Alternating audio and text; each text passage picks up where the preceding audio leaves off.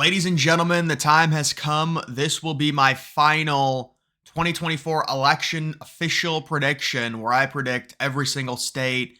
I will be leaving the swing states blank when I first fill this out, going from the western side of the United States to the eastern side. And then we'll be taking a look at the major swing states. Obviously, when it comes to the election, there are a lot of obvious states.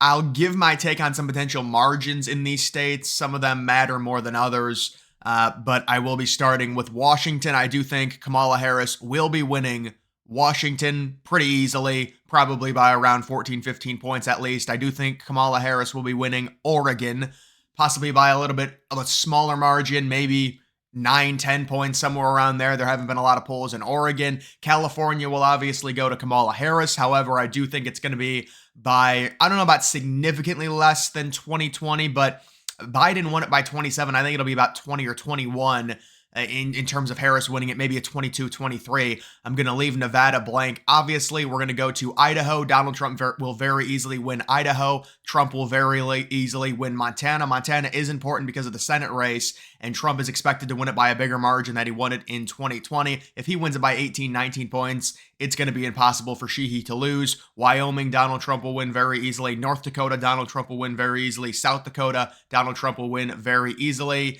You've got Nebraska, the 3rd district, Nebraska at large, Nebraska, the 1st district. I'm going to leave the 2nd district blank. That's the swing state right now, or the swing district, I guess I should say. Kansas will be going to Donald Trump. There was kind of an interesting poll out of Kansas that had Trump only up by 5. And there's been the narrative that Kansas is turning more liberal, but Trump's still going to win it. And I think it's going to be by more than 5. Oklahoma will be going to Donald Trump. Texas will be going to Donald Trump. Very, very big state. Liberals, they've been trying to flip it. However, it looks like Trump is expanding the margin that he won in 2020 by. He won by about 5.8. It looks like he might win by about 7 or 8, which is huge considering the migration to Texas by liberals from expensive states like California and New York.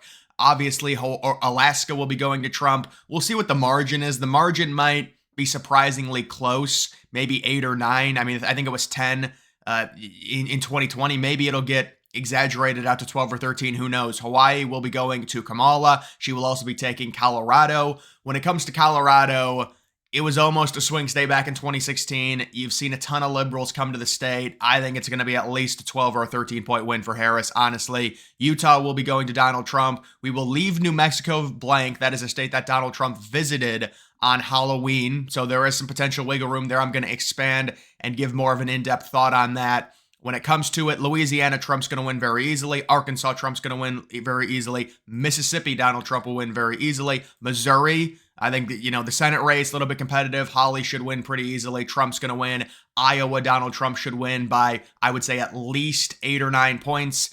We're going to leave Minnesota blank. We're going to leave Wisconsin blank. We do have Illinois, which Kamala Harris will win, possibly by around 11 or 12, I would say, maybe a little bit more than that, but it will be a tighter margin, just like a lot of these liberal states in 2024 than it was in 2020. That's why we're seeing the popular vote potentially shift to Donald Trump, and it's basically even in terms of that. You're talking about Kentucky, that's a state that Donald Trump will very easily win. Tennessee, Trump will easily win. Alabama, Trump will easily win. Florida is another state. 2020, it was a swing state. Now it's not. Donald Trump, the clear favorite in Florida. The only question is, what will the margin be? I'm thinking it's around at least 8 or 9 points. You look at the early voting indicators. You look at the voter registration with Republicans having about a 7 to an 8 point advantage, and the independents, like we saw in 2016 and 2020, going for Trump in the state of Florida. I'm guessing Trump wins the state by a significant margin. There's a lot of people that still think it's going to be relatively close. It very likely will not be. There's been a polling change there recently as well to where Trump is becoming an even bigger favorite, and I don't think they're polling the state in terms of their sample properly. I think Trump's going to overperform the polls, even though they already say he's going to win by about 7.5 to 8 points. He'll probably end up winning by about 10 or 11. We're going to leave Georgia blank. We do have South Carolina going to Donald Trump. We're going to leave North Carolina and Virginia blank. We do have West Virginia going to Trump. We do have Ohio going to Trump. There was an interesting poll that I saw. There's rumors of an Ohio Trump +3. It's absolutely ridiculous. Donald Trump won Ohio in a much worse environment in 2020 by 8 points. It's not apples to apples in terms of, maybe there are states that swing to the left. but Trump going from a +8 to a +3 in 2024 in a much better environment, more favorable conditions for him, it's just ridiculous. He's been up in most of the polls in Ohio by around 6 to 7 points. I think he's going to end up winning Ohio by a bigger margin than he did in 2016 or 2020, potentially by about 9 to 9.5 points, which would also help the Senate race with Bernie Moreno there. We do have Indiana going to Donald Trump. Indiana normally one of the first states to be called, leaving Wisconsin blank, leaving Michigan blank, leaving Pennsylvania blank. You do have New York, which is a state that some Republicans have talked about possibly, is it a swing state? Could it potentially happen? It's not going to happen. I think it's going to be about a 13-point victory for Harris in New York. That's a significant cut. We saw Biden win by 23. It goes down to 13, but it's not going to be a Trump victory, and I don't think it'll be within single-digit range. Moving on to New Hampshire, that's another state I'll leave blank right now. It's kind of turned into a swing state. You do have Vermont, obviously going to Kamala Harris, Connecticut going to Kamala Harris, New Jersey, which might be under 10. It's something I'm watching. Biden won it by about 20, but it's going to be cut significantly. Both New Jersey and New York are two states I think Trump's going to make up big ground when it comes to the popular vote. Not that the popular vote matters a ton, but it is something if you are the Republicans, considering how many times you've lost it, you would like to get that. You do also have Delaware, which Kamala Harris will win, Maryland, D.C., Rhode Island, as well as Massachusetts, all very obvious states that Kamala Harris will win. When you're talking about Maine, the Maine at-large is interesting. I do want to talk about it. I do think, though, you can argue, is it a swing state, is it not? There's just no polling, or there's very little polling in Maine. There was some very interesting polling. It was like a student survey, but it was very accurate in the previous two cycles, and it had Trump up by 8. I'm not saying Trump's going to win Maine at-large by 8. It's a state he lost in 2020, but I think that it's probably going to be closer than people think, just because there's very limited polling out of Maine in general. When it comes to the first district, that is a lock for Kamala Harris. When it comes to the second district, it will very likely go to Trump.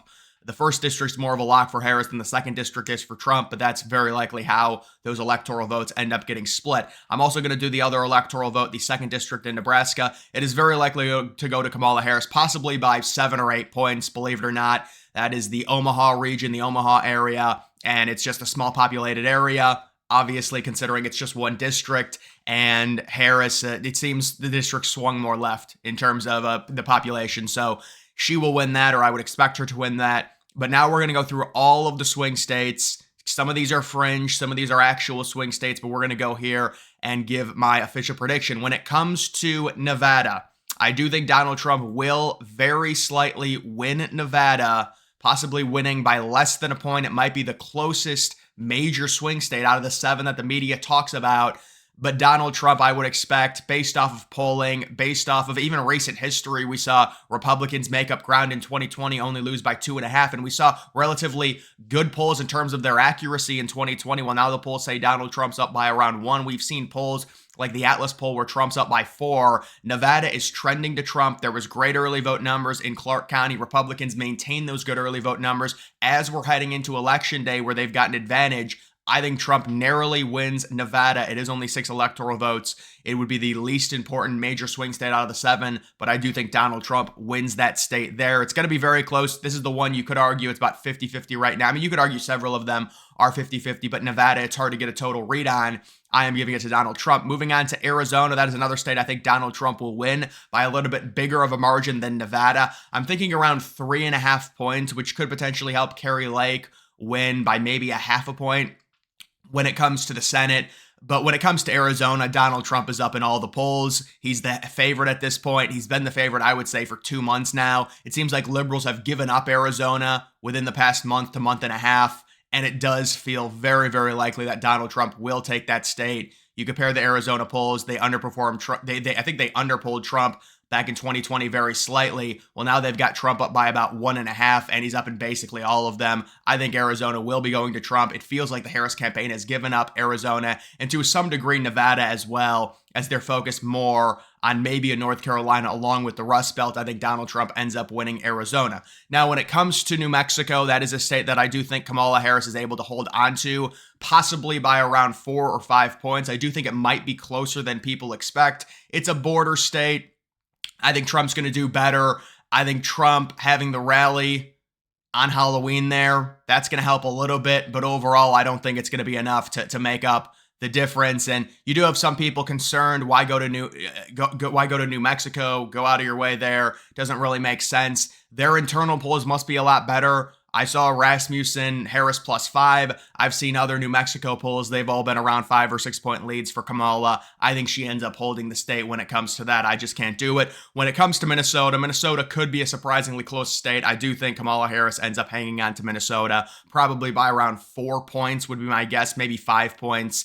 It's a state that will get closer for sure. It was swing state back in 2016. It was a 1 point difference. And honestly, it wouldn't totally shock me if it went to Trump. It's like one of those extra swing states. It's like we think Virginia, Minnesota, and New Hampshire is the extra swing states. But I do think Kamala Harris is able to hold on to Minnesota and win that possibly by around a 3 or a 4 point margin when it comes to that. Now, looking at Georgia, this is another state I think Donald Trump wins. I don't want to say comfortably, but I think it's going to be around 3.5 to 4 point victory there. We've got very accurate polls out of Georgia. The Georgia polls have been accurate in the past 2 Trump cycles, and they've got Trump sitting around right around +3 in terms of the aggregate.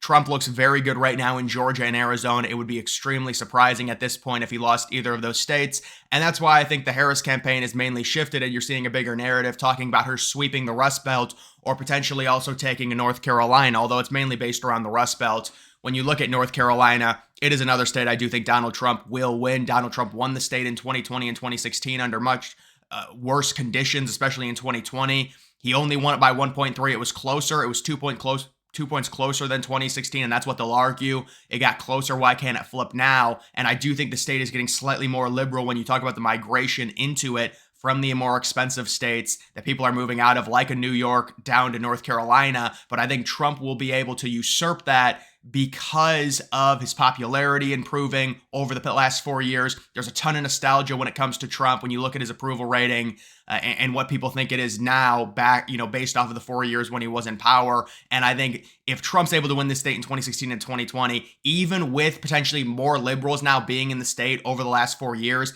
it's not going to make up for the Trump gaining more popularity after already winning the state in 2016 and 2020, even though it got closer by 2 points. I think it'll probably be a 2.5 to a 3 point victory. He won it in 2016 by 3 points. He won it in 2020 by 1 point. I think it goes back up to about 2.5 point victory in North Carolina for Donald Trump there. So that would put Donald Trump at 268, and that's the entire liberal argument at this point. And this is what I think the path for Harris would be. It would be Wisconsin, Michigan, and Pennsylvania. But we will be taking a look at Virginia. And when it comes to Virginia, I just can't do it. I really can't. I think it's going to be very close. People mainly expect it to be relatively close. Now, some people think it'll be 5 or 6 points. I think it could be about 3.5 to 4 in Virginia, very similar to Minnesota. Those are kind of the 2 states where it's like, which one is more conservative? Past history would say Minnesota, but you've got the Youngkin factor in 2021, and he didn't visit Minnesota, but he's visiting Virginia. So that could tell you that the Trump campaign obviously thinks their polls are more favorable in Virginia than in Minnesota. So I think Virginia, he's having a rally there today. It's going to be very close. I don't know if Trump can get over, losing the state by whatever it was, 8 or 9 points. That's a lot to make up in Virginia, but it's going to be very, very close, and there will be significant dialogue about it becoming a swing state potentially in 2028. It was a very, very close state in 2016. Biden extended the lead significantly, and I think it'll be extremely close again, but I cannot right now predict it for Trump. Although it wouldn't be shocking at all if Trump won the state. I mean, if Trump won this state, or we were getting really good numbers, by 11 or 12 o'clock at night, you're talking about a very easy Trump victory. Virginia is going to tell a lot of signs when it comes to that. Moving on to New Hampshire, it's another state right now. I just cannot do it. I have to give it to Harris. It's going to be very close. There are a ton of independents in New Hampshire, but I do think Harris very narrowly takes the state, possibly by only 2 or 3 points. Maybe it's even closer, but I do think a lot of those independents are lean slightly to the left. It's surprising that Trump did not visit New Hampshire based on the polls, especially when you compare them to New Mexico. I mean, New Hampshire and New Mexico are only 1 electoral vote difference. You'd think New Hampshire, the polls are, I would say, about 3 or 4 points better than New Mexico, but we only have the public polling. We don't have the internals. So maybe the internals are a lot worse in New Hampshire than the public polling. There's been a few polls recently that have been very close. There was one poll that had Trump up by about 0.5 point. It wasn't admitted into the Real Clear Politics aggregate, but you've also got a Rasmussen Harris +1. You had another Harris +3. These are within the margin. It's possible. I'm looking at Virginia and I'm looking at New Hampshire. Those would be the two states to where if Trump can win them, you do not need any of the Rust Belt. Trump's at 268 right now. That's why there was a huge argument to make Nebraska winner take all. So obviously it's just 5 electoral votes. Trump's guaranteed to win Nebraska at large, and he'd be at 269, so he'd at least tie. But this is why Trump is trying to extend that map, maybe take a Virginia to where you're at the margin already without any of the Rust Belt states. Now, when it comes to the Rust Belt, I've seen a lot of people split up the Rust Belt. They've got Michigan going one way, they've got Wisconsin and Pennsylvania going the other way, or they've got Wisconsin and Pennsylvania, or Wisconsin and Michigan going one way and Pennsylvania going the other way. When it comes to Pennsylvania, it is widely thought that Pennsylvania is, by a very slight margin, with these 3 Rust Belt states, they're all going to be very, very close in terms of the margin. Pennsylvania is thought to be the most Republican out of the 3. So, and that's not a guarantee, by the way. I've seen a lot of people say maybe Pennsylvania goes left, Wisconsin goes right. But when it comes to all of the polls, the recent data we've had in the past elections, we do think Pennsylvania will go to Donald Trump very slightly. And I do think Pennsylvania will be the state. And it's those 3 states. It's Pennsylvania, North Carolina, and Georgia. We can talk about Virginia. We could talk about, some of the other states in the Sun Belt, and Nevada and Arizona. But it's those 3 states, Pennsylvania, North Carolina, Georgia. I was talking about this 2 months ago. Those are the 3 states that's going to win Donald Trump this election. And I think Pennsylvania, with all of the work that's been put into there, and it's really, this is more so like a storybook ending here. Donald Trump nearly gets assassinated in Pennsylvania. He probably should have. The only reason he's alive is because he barely turned his head. He goes back to PA in Butler in a rural place, draws over 100,000, brings Elon Musk there. It is one of the more epic moments we've seen on a campaign trail really ever in American history. And how about that being the state that clinches it for Donald Trump? That would really be a storybook ending when it comes to this cycle. And I do think that will be the state that Donald Trump will win. And I'm guessing it's probably going to surprise some people. I think it'll be around 2, possibly over 2 points in terms of a Trump victory. Trump right now is leading the polls in Pennsylvania. Now we'll see. There might be a few more updates. Maybe he'll end up going slightly down. But right now I think he's up by 0.3 or 0.4. And I do think Pennsylvania is the state that pushes Donald Trump over. When it comes to Wisconsin and Michigan, I would say Wisconsin is more conservative than Michigan. I do think that is a pretty common belief. That's, nothing crazy or anything like that. I do think Donald Trump will also take Wisconsin. Now, the thing with Wisconsin is I had just kind of an inclination that Wisconsin was going to be more conservative this cycle than Pennsylvania. The polling wouldn't necessarily suggest it, although we're talking about very close margins. Right now, I think Harris is up by around 0.2 in the polls in Wisconsin, and a lot of that might be because of that CNN +6 poll, or was that poll in Michigan? I'm not sure. But either way, I do think Wisconsin is another state I would feel more confident in Donald Trump winning than a Michigan. To me, Michigan is the one state where you're right now teetering. You're getting some Harris polls. There was a bigger narrative the past 2 or 3 months, outside of like the past 2 or 3 weeks, where Trump went ahead and then recently Harris has taken the lead back. But throughout the entire summer, going into the fall, it was Michigan. Harris is leading all the polls. She's looking better there. Wisconsin is a very, very, very slight lean to Harris that turned to a Trump lean. And then Pennsylvania was the more Republican state. To me, it seems like Pennsylvania is the easiest one for Trump to win, which is the most important because it's 19 electoral votes. Then it would be a Wisconsin. Then it would be a Michigan. And when it comes to Michigan, to me, it is a pure toss-up. I am going to give Donald Trump Michigan as well. The Rust Belt states, I'll say this, it wouldn't shock me if the Rust Belt states split just because the margins are so thin, but I do think Donald Trump will also take Michigan. I've had Trump at 312 for 2 months now, and it's not necessarily, I'm just married to the prediction. It's like if I've got him at 312, 312, 312, 312, yes, Trump's made up some ground in Virginia. He's having a rally there. He's made up some ground in New Hampshire. People are talking about it now.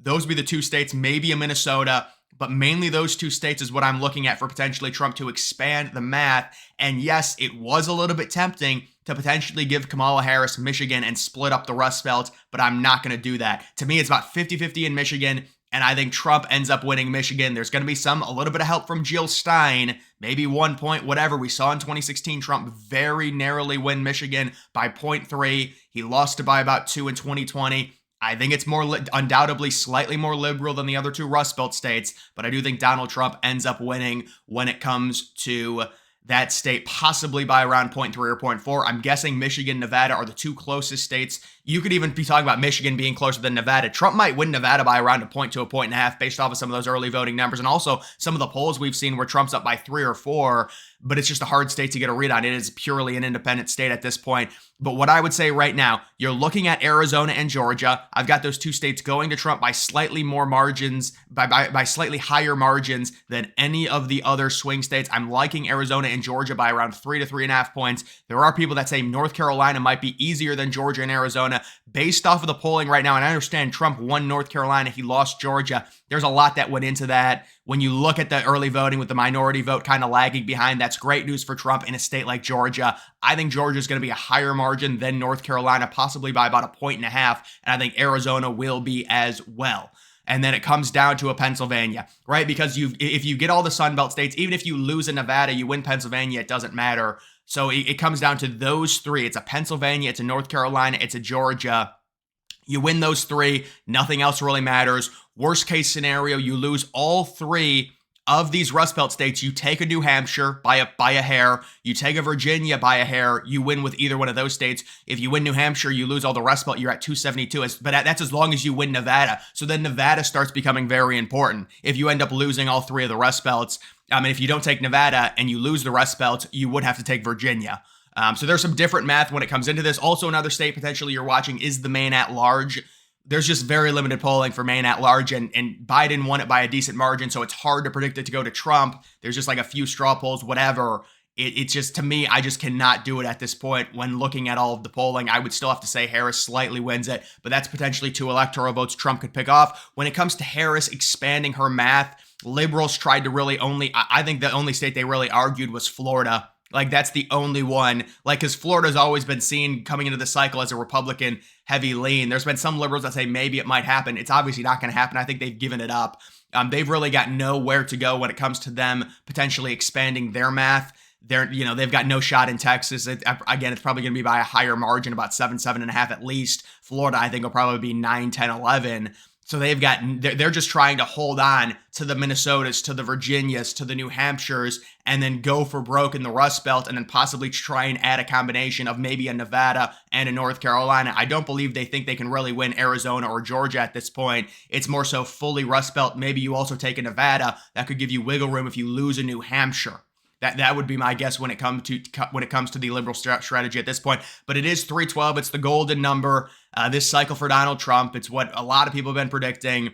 And again, I did think about maybe switching Michigan, maybe switching a New Hampshire, being cute, Virginia, but I just cannot do it at this point. I'm just going to stick with my prediction, 312 to 226. Donald Trump did win in 2016 with 306 electoral votes. He won all the swing states I have here outside of Nevada. That went to Hillary Clinton back in 2016. But that is my final prediction, guys. And when it comes to the popular vote, it's very hard to gauge the popular vote. This is what I'll say about the popular vote. So right now, in terms of the Real Clear Politics average, Trump is sitting plus 0.3. That's to this minute. Now, maybe it'll change in an hour. We'll have to see, because there are some polls that potentially could get knocked off of the aggregate that Trump is up by 2 or 3. And so if those polls get knocked off, maybe Harris ends up leading in that. I really want to predict Trump to win the popular vote. I don't know if I can do it based off some of the recent polling I've seen in some of these liberal states. It might not be as crazy as a surge that I originally thought in a North Carolina or a New Jersey that could really help Trump win the popular vote. I think the popular vote either way will be decided within a point, whether Harris wins it by 0.5 or Trump wins it by 0.5. Right now, I'm going to say Trump very narrowly wins the popular vote, possibly by around 0.3 to 0.4. Which is roughly the Real Clear Politics average. However, that might change. But the popular vote, I will note, Harris is a pretty heavy favorite right now in terms of the betting. And it got down to about 60-40, but now it's back up to around 63-37. I think there's a big dynamic where people just don't think a Republican can win the popular vote based off of the previous cycles we've seen. And it's very hard for them. But I do think this is the moment where Trump can win the popular vote. And you get him over the finish line by around half a point, maybe by 0.7, whatever it ends up being. I think it's going to be decided within a point either way, which should help Trump, by the way. However, one of the things I'll warn, and this is what I've seen people, they've been comparing it to 2020, and they've been saying, well, Trump nearly won, and he could have won the Electoral College while losing the popular vote by 4 points. That's extremely unlikely again. And I'd say even 3 points. If Trump loses the popular vote by 3 points, I think he probably loses the Electoral College as well, because the electoral math has changed in terms of a lot of these liberal states getting more conservative. Now, Trump's not going to flip those states, but they are getting more conservative. So Trump's going to do better in terms of the popular vote. That's why you're starting to see liberals say, listen, Harris could actually lose the popular vote but win the electoral college. And the way that would work is Trump taking all the Sunbelt states and running up decent margins in Arizona, Georgia, North Carolina, winning Florida by 11 or 12, winning Texas by 7 or 8, cutting down the margin in a Michigan, cutting down the margin, in a New York, cutting down the margin in a New Jersey, cutting down the margin in a California, and then Harris takes the 3 Rust Belts by like 0.2 or extremely close margins and wins with 270. I don't think that's really possible. I don't think she can win the electoral college while losing the popular vote, but that would be the scenario. It would be 270 to 268 with her winning by absurdly close margins in the Rust Belt. Either way, I do think right now I would say Trump 312 winning the popular vote by around a half a point, something around there. But guys, that is going to do it for this video. Make sure you follow me on X. Link to that's always in the description.